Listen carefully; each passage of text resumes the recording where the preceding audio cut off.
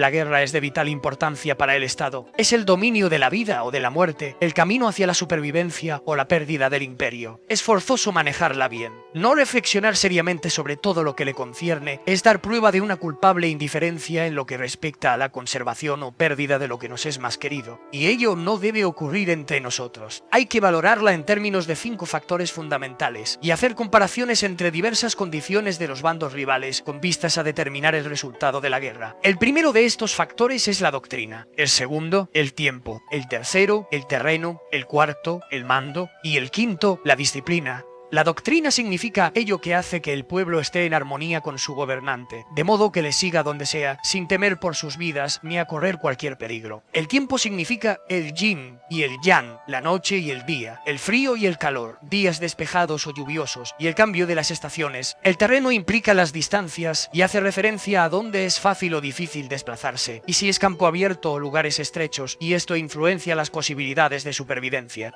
El mando ha de tener como cualidades sabiduría, sinceridad, benevolencia, coraje y disciplina. Por último, la disciplina ha de ser comprendida como la organización del ejército, las graduaciones y rangos entre los oficiales, la regulación de las rutas de suministros y la provisión de material militar al ejército. Estos 5 factores fundamentales han de ser conocidos por cada general. Aquel que los domina, vence, aquel que no, sale derrotado. Por lo tanto, al trazar los planes, han de compararse los siguientes 7 factores, valorando cada uno con el mayor cuidado. ¿Qué dirigente es más sabio y capaz? ¿Qué comandante posee el mayor talento? ¿Qué ejército obtiene ventajas de la naturaleza y el terreno? ¿En qué ejército se observan mejor las regulaciones y las instrucciones? ¿Qué tropas son más fuertes? ¿Qué ejército tiene oficiales y tropas mejor entrenadas? ¿Qué ejército administra recompensas y castigos de forma más justa? Mediante estudio de estos 7 factores, seré capaz de adivinar cuál de los 2 bandos saldrá victorioso y cuál será derrotado. El general que siga mi consejo es seguro que vencerá. Ese general ha de ser mantenido al mando. Aquel que ignore mi consejo ciertamente será derrotado. Ese debe ser destituido.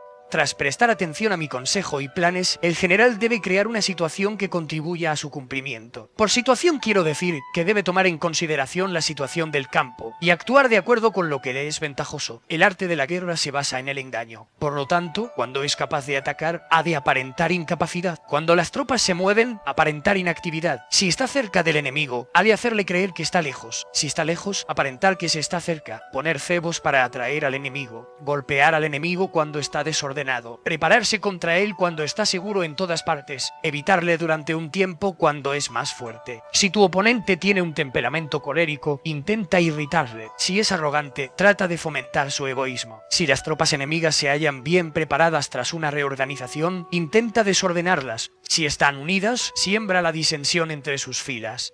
Ataca al enemigo cuando no está preparado y aparece cuando no te espera. Estas son las claves de la victoria para el estratega. Ahora, si las estimaciones realizadas antes de la batalla indican victoria, es porque los cálculos cuidadosamente realizados muestran que tus condiciones son más favorables que las condiciones del enemigo. Si indican derrota, es porque muestran que las condiciones favorables para la batalla son menores. Con una evaluación cuidadosa, uno puede vencer. Sin ella, no puede. Muchas menos oportunidades de victoria tendrá aquel que no realiza cálculos en absoluto. Gracias a este método, se puede examinar la situación y el resultado aparece claramente. Capítulo 2. Sobre la iniciación de las acciones. Una vez comenzada la batalla, aunque estés ganando, de continuar por mucho tiempo, desanimará a tus tropas y embotará tu espada. Si estás sitiando una ciudad, agotarás tus fuerzas. Si mantienes a tu ejército durante mucho tiempo en campaña, tus suministros se agotarán. Las armas son instrumentos de mala suerte. Emplearlas por mucho tiempo producirá calamidades. Como se ha dicho, los que a hierro matan, a hierro mueren. Cuando tus tropas están desanimadas, tu espada embotada, agotadas tus fuerzas y tus suministros son escasos, hasta los tuyos se aprovecharán de tu debilidad para sublevarse. Entonces, aunque tengas consejeros sabios, al final no podrás hacer que las cosas salgan bien. Por esta causa, he oído hablar de operaciones militares que han sido torpes y repentinas, pero nunca he visto a ningún experto en el arte de la guerra que mantuviese la campaña por mucho tiempo. Nunca es beneficioso para un país dejar que una operación militar se prolongue por mucho tiempo. Como se dice comúnmente, sé rápido como el trueno que retumba antes de que hayas podido taparte los oídos, veloz como el relámpago que relumbra antes de haber podido pestañear.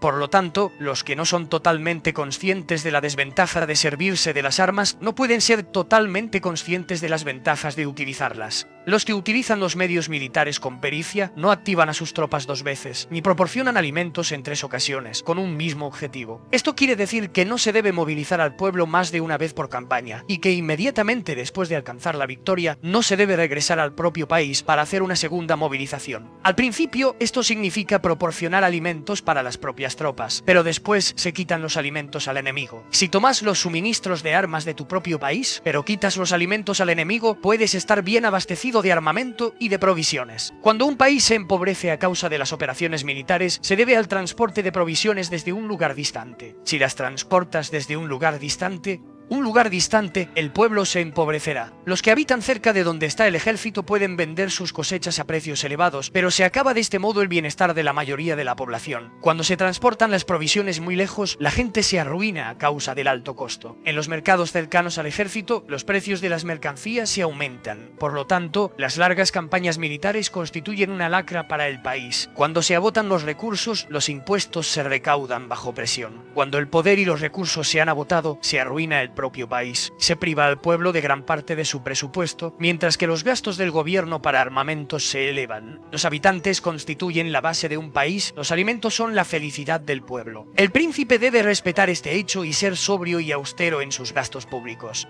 En consecuencia, un general inteligente lucha por desproveer al enemigo de sus alimentos. Cada porción de alimentos tomados al enemigo equivale a 20 que te suministras a ti mismo. Así pues, lo que arrasa al enemigo es la imprudencia y la motivación de los tuyos en asumir los beneficios de los adversarios. Cuando recompenses a tus hombres con los beneficios que ostentaban los adversarios, los harás luchar por propia iniciativa, y así podrás tomar el poder y la influencia que tenía el enemigo. Es por esto por lo que se dice que donde hay grandes recompensas hay hombres valientes. Por consiguiente, en una batalla de carros, recompensa primero al que tome al menos 10 carros. Si recompensas a todo el mundo, no habrá suficiente para todos, así pues, ofrece una recompensa a un soldado para animar a todos los demás. Cambia sus colores. De los soldados enemigos hechos prisioneros, utilízalos mezclados con los tuyos. Trata bien a los soldados y préstales atención. Los kendo, soldados prisioneros, deben ser bien tratados para conseguir que en el futuro luchen para ti. A esto se llama vencer al adversario e incrementar por añadidura tus propias fuerzas. Si utilizas al enemigo para derrotar al enemigo, serás poderoso en cualquier lugar a donde vayas. Así pues, lo más importante en una operación militar es la victoria y no la persistencia. Esta última no es beneficiosa. Un ejército es como el fuego. Si no lo apagas, se consumirá por sí mismo. Por lo tanto, sabemos que el que está a la cabeza del ejército está a cargo de las vidas de los habitantes y de la seguridad de la nación. Capítulo 3. Sobre las proposiciones de la victoria y la derrota. Como regla general, es mejor conservar a un enemigo intacto que destruirlo. Capturar a sus soldados para conquistarlos si dominas a sus jefes. Un general decía: practica las artes marciales, calcula la fuerza de tus adversarios, haz que pierdan su ánimo y dirección, de manera que, aunque el ejército enemigo esté intacto, sea inservible. Esto es ganar sin violencia. Sí.